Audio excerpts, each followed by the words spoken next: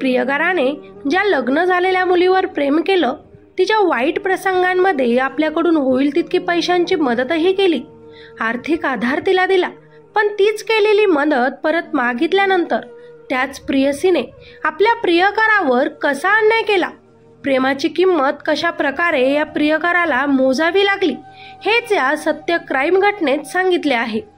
गोंदवले बुद्रुक या गावात सतत हसतमुख असणारा एक देखणा तरुण राहत होता, ज्याचं नाव योगेश सुरेश पवार. वय फक्त 28 वर्ष. व्यवसायामध्येही बरीच प्रगती केली होती त्याने, त्यामुळे त्याच्याकडे पैशांचीही कमतरता नव्हती. योगेशचा भाऊ तेजस देखील त्याला त्याच्या व्यवसायात मदत करत असे. हस्तखेतं कुटुंब होतं त्याचं. पण तेव्हाच योगेशची मैत्री एका लग्न झालेल्या विवाहित स्त्रीसोबत झाली, जिचं नाव रोशनी विठ्ठल माने, जी नरवणेला आपल्या आईसोबत राहत होती. जिचे लग्न तर झाले होते, परंतु नवरा बायकोचे पटत नसल्यानं ती नवऱ्याला सोडून माहेरीच आई पार्वती माने सोबत राहत होती. रोशनी दिसायला देखणी होती. तिच्याकडे बघून वाटत नव्हते की तिचे लग्न झाले असावे, आणि याच तिच्या सुंदरतेवर योगेश फिदा झाला. तिला पाहताच तिच्या प्रेमात पडला. रोशनी देखील अधूनमधून योगेशला नकळत भेटत असे, म्हणून कुठंतरी तिच्या मनात पण त्याच्याबद्दल मैत्री निर्माण झाली आणि दोघंही एकमेकांना आपल्या मनातील भावना शेअर करू लागले. तेव्हाच योगेशला समजले की रोशनीचे लग्न झाले आहे, ती नवऱ्याला सोडून राहत आहे. पण तरीही योगेशला जास्त फरक पडला नाही, कारण त्याचं खरं प्रेम जडलं होतं रोशनीवर. रोशनी आता आपल्या घरातील छोट्या मोठ्या अडचणी योगेशला सांगू लागली होती, आणि योगेश सुद्धा तिचं ऐकून घेत तिला आर्थिक मदत करत असे. यामुळे रोशनीच्या मनात देखील योगेशबद्दल प्रेम निर्माण झालं. नियमित दोघांची भेट होत, फोनवर एकमेकांचं बोलणं होत. अशाच एकमेकांच्या सहवासात यांची प्रेम कहाणी सुरू झाली. रोशनी आणि योगेशच्या प्रेम संबंध आहे त्याची कल्पना रोशनीची आई पार्वती मानेला देखील होती. परंतु योगेशकडून मिळणारी आर्थिक मदत कोणतीही अडचण आली तरी योगेश कधीच पैशांना नकार देत नव्हता, हे बघून पार्वती शांत होती. आपल्याला काही माहीतच नाही असं दाखवत होती. योगेश आणि रोशनीची मैत्री इतकी घट्ट झाली की योगेश आता रोशनी आणि पार्वतीच्या घरी नरवणेला येऊ लागला. योगेश रोशनीच्या प्रेमात पूर्णपणे वेडा होता, म्हणून नेहमीच पैशांची मदत करत राहिला. पण त्याच्या बदल्यात त्याला रोशनीकडून कधीच काही प्रेम मिळालं नाही. लग्न करायला देखील तिचा नकार होता. हे बघून योगेश दुःखी झाला. कदाचित रोशनी लग्न झालेली स्त्री आहे, तिला तिच्या नवऱ्याकडेच परत जायचं असेल, ती आणि तिची आई आपला फायदाच घेत असतील असा विचार करत रोशनीला दिलेले पैसे योगेशने परत मागितले. जवळजवळ 3 ते 4 लाखांची आर्थिक मदत त्याने तिला केली होती. बाकीचीही बरीच मदत त्याच्याकडून तिला झाली होती, परंतु तिला त्याची कदर नव्हती. म्हणूनच योगेशनं तिच्यापासून दूर व्हायचं ठरवलं. आपले पैसे परत मागितले. तेव्हाच रोशनीनं या गोष्टीबद्दल आपल्या आईला कल्पना दिली. इतके पैसे परत त्याला कसे द्यायचे हा प्रश्न त्यांना पडला. दोघीही मायलेकींनी एकमेकींच्या तोंडाकडे बघितलं आणि योगेशचा काटा काढायचं ठरवलं. आईच्या सांगण्यावरून रोशनीनं योगेशला फोन केला. योगेश, माझं चुकलं, माझं तुझ्यावर प्रेम आहे, तू माझा आणि मी पूर्णपणे आता तुझीच आहे. मला तुला भेटायचं आहे, तू मला भेटायला लवकर ये, आणि तू दिलेले पैसे देखील मला तुला परत द्यायचे आहे, असे फोनवर सांगत तिने योगेशला नरवणे येथे बोलवून घेतले. तिकडे योगेश तर पूर्ण खुश झाला. आपण जिच्यावर प्रेम करतो तिला आपलं प्रेम समजलं, या खुशीतच तो 18 मार्च 2025च्या सायंकाळी आपल्या प्रियसीला भेटण्यासाठी आपल्या 4 चाकी गाडीत बसून निघाला. त्याच्या चेहऱ्यावर एक आनंद होता.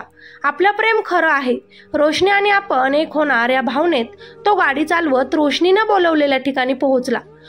रोशनी विठ्ठल माने व तिची आई पार्वती विठ्ठल माने या दोघींनीही काही माणसांना आपल्या सोबत आणले होते, योगेशला कायमचं संपवण्यासाठी.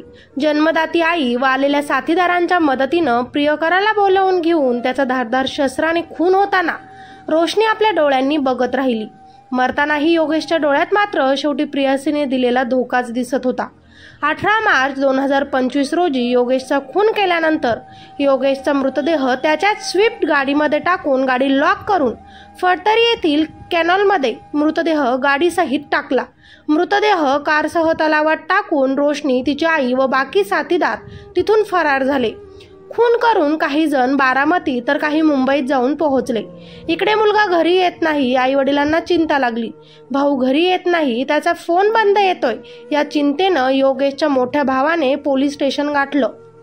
काल संध्याकाळपासून भाऊ घरी आला नाही अशी तक्रार दहिवडी पोलीस ठाण्यात त्यानं दिली। योगेश पवार गायब झाल्याची पोलीस ठाण्यात नोंद झाल्यानंतर योगेश पवार हा कुठे गायब झाला याचा शोध घेण्यासाठी पथके तयार करण्यात आली, पण तरीही त्याचा शोध लागत नव्हता। पोलिसांना सुरुवातीला काही धागेदोरे सापडत नव्हते। गुरुवारी दिनांक 20 मार्च 2025 या रोजी पोलिसांना एक 4 चाकी गाडी तलावात बुडालेली दिसली। पोलिसांनी शोध मोहीम राबवून क्रेनच्या मदतीनं योगेशची गाडी आणि मृतदेह तिथून बाहेर काढला। गाडी लॉक असल्याने योगेशचा मृतदेह गाडीतच होता।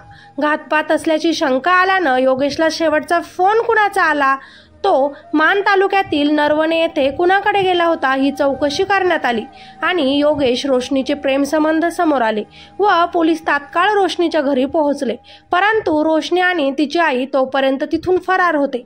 7 जणांपैकी 4 गुन्हेगार दहिवडी पोलिसांच्या ताब्यात असून तिघांचा तपास सध्या पोलीस घेत आहेत। रोशनी माने आणि तिची आई पार्वती माने या दोघींना मुंबईतून पोलिसांनी ताब्यात घेतले व दोघांनाही बारामतीतून।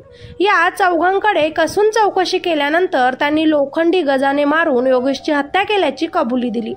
जिच्यावर जीवापाड प्रेम केलं, प्रसंगी पैशांची लाखो रुपयांची मदतही केली, मात्र घेतलेले पैसे परत देण्याची जेव्हा वेळ आली तेव्हा त्याच प्रियसीनं प्रियकराचा अतिशय निर्घुणपणे जीव घेतला। या प्रेम कहाणीचा शेवट दुर्दैवी ठरला। प्रेमाच्या नात्यानंच त्याचा घात केला। ही धक्कादायक घटना सातारा जिल्ह्यातील मान तालुक्यातील नरवणे येथे घडली आहे। या एकूण गुन्ह्याचा तपास वरिष्ठांच्या मार्गदर्शनाखाली सहाय्यक पोलीस निरीक्षक दत्तात्रय दराडे करत आहेत। मित्र आणि मैत्रिणींनो, विवाहबाह्य संबंध अजिबात ठेवू नका, ज्याचा शेवट असा दुर्दैवी होईल। खास करून मुलांनी सुंदर लग्न झालेल्या मुलीकडे बघून लगेच आकर्षित व्हायचं काम करू नका। ती मुलगी कशी आहे, तुमचं आयुष्याचं कल्याण करेल की नुकसान करेल हे लक्षात घेऊन नंतरच आपली पावलं पुढे घ्या, परंतु तिच्याबद्दल वाईट काही ऐकायला आल्यास तिला तिथूनच रामराम करा। रोशनीच्या आईसारखी आई ज्या घरात असेल त्या घराचं वाटोळं झाल्याशिवाय राहणार नाही। मुलीला चांगले संस्कार द्यायचं सोडून वाईट शिकवणारी आई सगळ्यात मोठी गुन्हेगार आहे। आणि हो, पैसा माणसाला वाईट करतो हे सुद्धा विसरू नका। पैशांसाठी जो व्यक्ती प्रेम करतो ते प्रेम कधीच प्रेम नसतं। या घटनेतील योगेश सोबत जे काही झालं ते अतिशय वाईट झालं। त्यानं निस्वार्थ प्रेम करून विश्वास ठेवला, परंतु त्या बाईनं त्याचं आयुष्य उद्ध्वस्त केलं। एका भावापासून भाऊ व आईवडिलांपासून त्यांचा मुलगा तिनं दूर केला।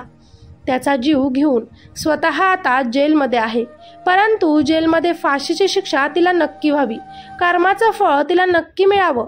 कारण न्यायव्यवस्था तर अशी आहे आपली की कितीही वाईट गुन्हा केला तरीही काही दिवसांनी, महिन्यांनी, वर्षांनी ती गुन्हेगार व्यक्ती जामिनीवर बाहेर सुटते। निर्दोष मात्र कायमचे संपतात आणि हे आरोपी मात्र जसं त्यांनी काही केलंच नाही असे बाहेर फिरतात। तुम्हाला काय वाटतं खाली कॉमेंटमध्ये मला नक्कीच सांगा। या घटनेबद्दल तुमच्या प्रतिक्रिया नक्कीच खाली नोंदवा आणि हो, व्हिडिओला लाईक करा आणि अशाच नवीन क्राईम स्टोरीज ऐकण्यासाठी आपल्या चॅनलला सबस्क्राईब करायचं अजिबात विसरू नका। आणि हो, आंधळा विश्वास चुकूनही कुणावर ठेवू नका। धन्यवाद।